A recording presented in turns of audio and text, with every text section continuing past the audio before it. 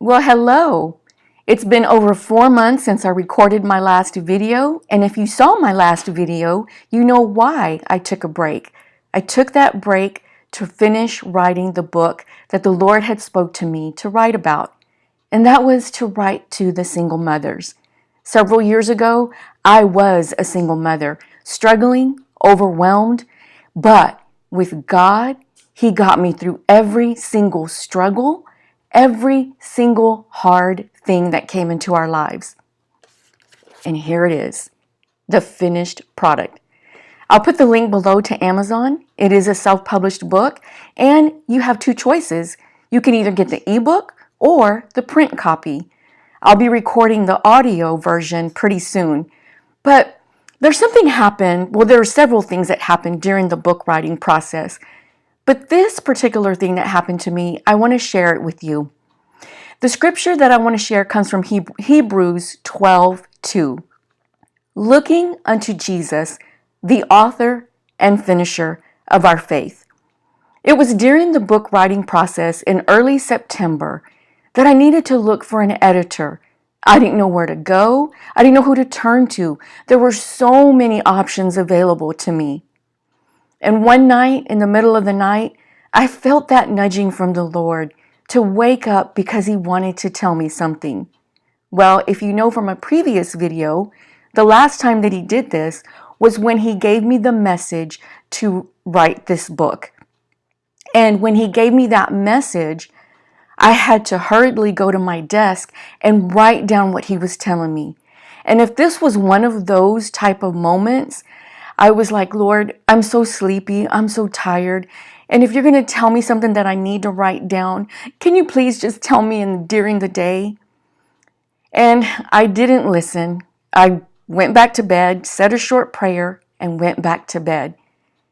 And then He woke me up again the next night and said, I want to tell you something. And I said, okay, Lord, but please don't have me write anything. I just want to sleep. I know talking to Jesus that way is probably not ideal, but I was so tired from the day's work activities. So thankfully, I go to my recliner, and I didn't want to wake up my husband either. So I just quietly tiptoed to my recliner, and I sat there and I said, okay, Lord, I'm all ears. Please forgive me for not wanting to wake up the night before, but I want to hear what you tell me. And He reminded me of Hebrews 12:2, how He is the author and finisher of our faith. Being the author of something, He starts something. Being the finisher, He's going to finish what He started. And this is what He spoke to my heart. I didn't have to worry about finding an editor. He was going to lead me in that direction. You see, because as Jesus is the author and finisher of our faith, that word finisher meant in that moment of my life that He is the editor. And He knew who was best to edit this book. And He knew who that person was going to be. And if He is the finisher of our faith, that means He's the finisher of our story. In other words, He's the editor of our story.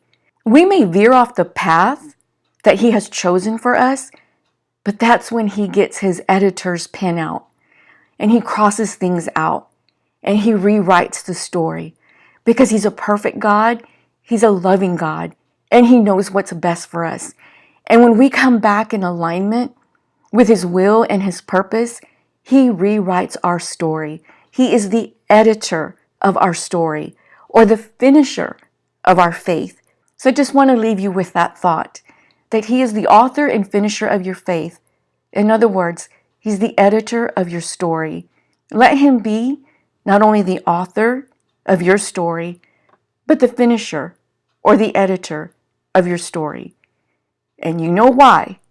Because I love to tell you so that you can grow in your relationship with Him, so that you can influence the world all around you.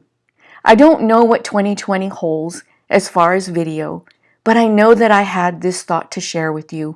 I actually have another thought for another video that I will share with you. But after that, I don't know how the Lord is going to lead. Thank you so much again for watching. And until next time, May the Lord bless you and keep you. Goodbye.